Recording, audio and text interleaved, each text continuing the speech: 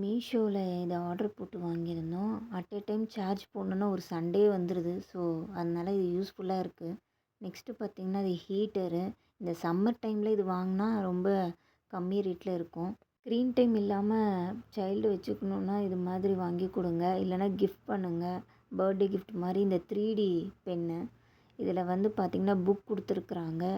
எப்படி வந்து யூஸ் பண்ணலாம் அப்படின்றதையும் புக் கொடுத்துருக்காங்க. என்னென்ன பண்ணலான்றதுக்கும் டீட்டெயில்டாக இந்த புக் கொடுத்துருக்குறாங்க.